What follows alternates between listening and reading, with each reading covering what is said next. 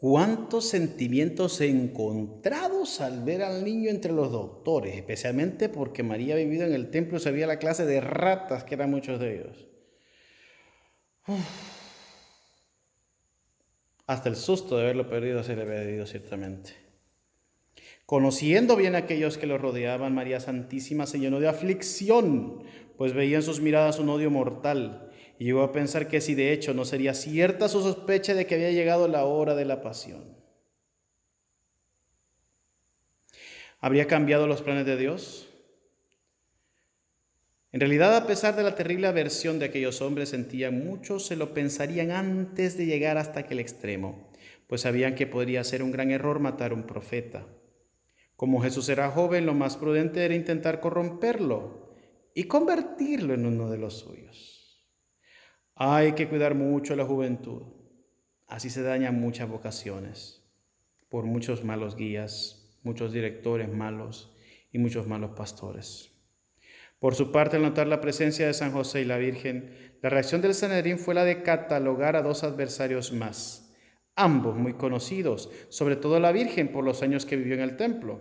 Pero cuando los doctores percibieron que ellos eran los padres de aquel niño y estaban plenamente unidos a él, llegaron a la conclusión de que había llegado el momento de emprender la batalla más grande que hasta entonces se les había presentado. No creían que Jesús fuera Dios, ni siquiera que sería su propia ruina, pero vieron en la Sagrada Familia su mayor enemigo potencial.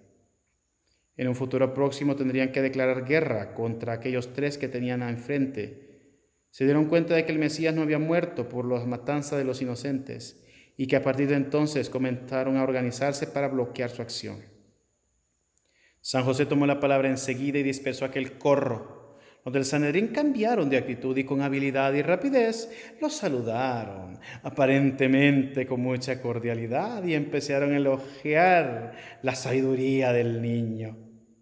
Era una jugada para intentar captar su simpatía, aunque en vano, claro.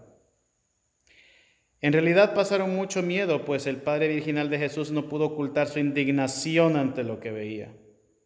En el fondo era una maniobra muy sagaz de nuestro Señor.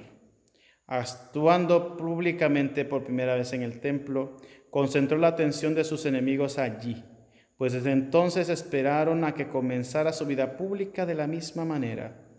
Los fariseos se acordaron de innumerables hechos históricos, como del profeta de Daniel niño, desmontando las tramas de los ancianos contra la casta Susana, y temieron lo que se les podía venir encima si Jesús comenzase su predicación justo en el centro de sus conspiraciones. Pero el Divino Redentor hizo algo muy diferente. Inició su ministerio mucho tiempo después en la despreciada Galilea para verse libre de sus garras. Cuando quisieron reaccionar, el movimiento en torno al Divino Maestro era gigantesco y mucho más difícil de controlar.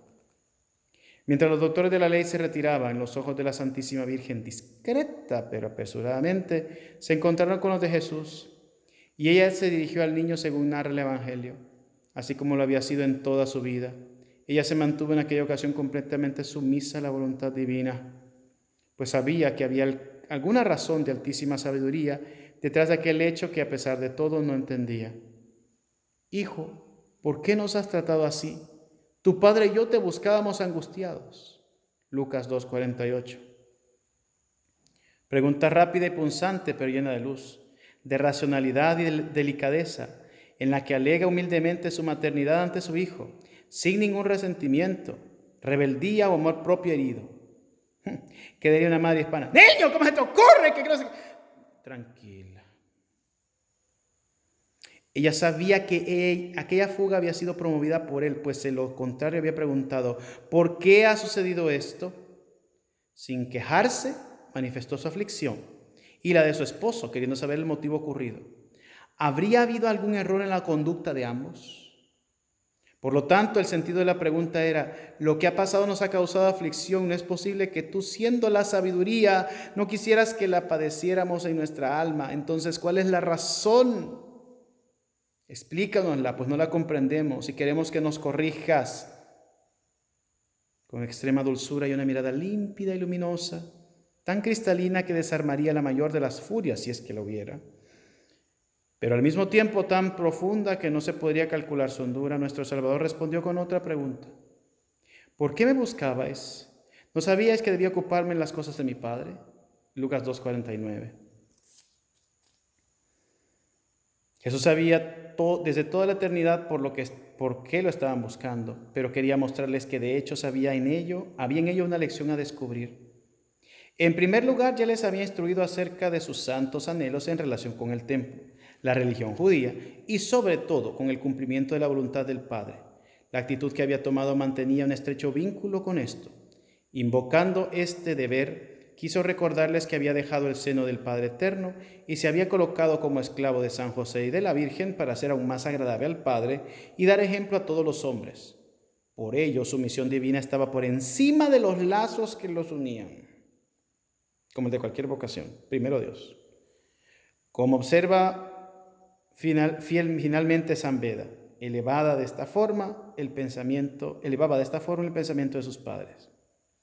Pero ellos no comprendieron lo que les dijo Lucas 2:50 porque no les había abierto el entendimiento todavía. No tenían las luces necesarias.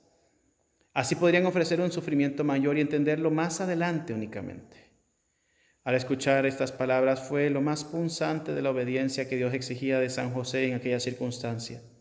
La espada aguda y afilada de la incomprensión traspasó su alma y la de su esposa en ese momento.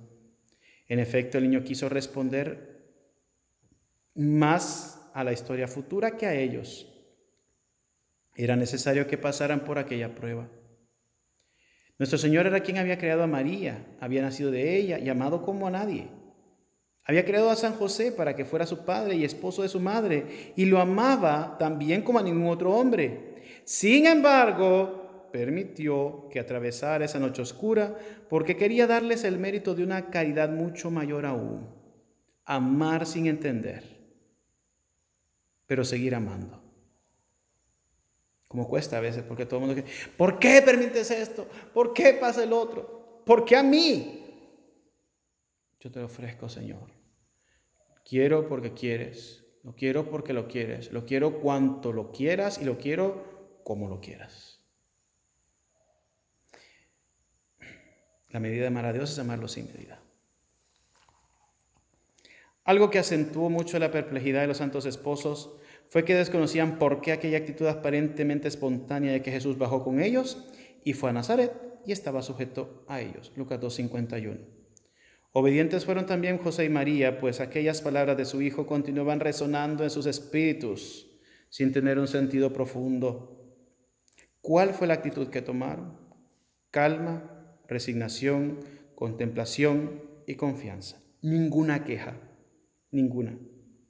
Ningún resentimiento a pesar de la aflicción por la que habían pasado.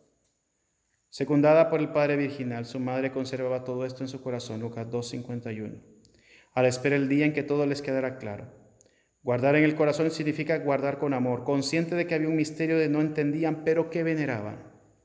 Dios permitió que el niño Jesús se perdiese y fuera hallado en el templo para deshacer la idea equivocada de que la vida del hombre debe ser próspera, sin contratiempos ni dificultades, sorpresas o contradicciones. ¿Acaso sería posible que Nuestra Señora y San José descuidaran al niño Jesús hasta el punto que se les perdiera? Sería ridículo pensarlo, pero el niño Dios tomó esta actitud para probarlos, aunque fueran perfectos y jamás hubieran cometido ninguna falta, y también para indicarles que Él tenía la verdadera autoridad sobre sí mismo por el hecho de ser Dios. Si les prestaba respeto y obediencia era por amor hacia ellos y hacia la dependencia que quiso tener de ambos, pero no porque lo necesitara. En el fondo les estaba dando una muestra más de bienquerencia. Ay, si pudieran entender esto las vocaciones. Si pudieran entender esto los padres de las vocaciones, no asesinarían a tantas vocaciones en el seno de sus familias. No ahogarían a tantas vocaciones en el seno de las familias. No se ahogarían muchas vocaciones en un vaso con agua. No abandonarían tantas vocaciones su formación religiosa por su familia. Primero Dios. Por otro lado, hay un tipo de prueba que Dios pide a aquellos a quienes llama: la de sentirse aparentemente engañados y abandonados por Él, de modo que hasta aquello que constituye su ideal, su consuelo y razón de ser, a veces parece servirse de un subterfugio para escapar de su compañía. La fidelidad en medio de ese tormento convierte a estos escogidos en héroes. Fue justamente lo que sucedió con la Virgen María y San José, y que abrió el camino a todos los santos que vendrían después. Podemos decir que en esta ocasión San José se convirtió en el héroe de la confianza. En muchos episodios Dios ya había pedido de su alma tal virtud, pero en esta ocasión fue una de las más palpables. Su hijo, que es el mismo Dios, lo abandonó sin que él supiese el motivo, por lo que San José se examinaba a sí mismo y como San Pablo pensaba: la conciencia no me remuerde, pero tampoco por eso quedo absuelto. Mi juez es el Señor. 1 Corintios 4:4. Si había pecado de alguna forma, no lo sabía. Lo que estaba claro, sin embargo, es que Jesús ya no estaba junto a él. Por otra parte, miraba a María totalmente tranquila y serena, aunque angustiada hasta el límite por causa de aquel sufrimiento. Y si en todas las circunstancias el mirarla había sido sinónimo de confiar, en aquella coyuntura significaba ver en su purísima mirada la perplejidad y la duda, y tener que seguir confiando en el cumplimiento de los designios de Dios sobre ambos. Este auge de entrega hizo de San José, y con cuánta justicia, el paradigma de la confianza y del heroísmo. San José ruega por nosotros.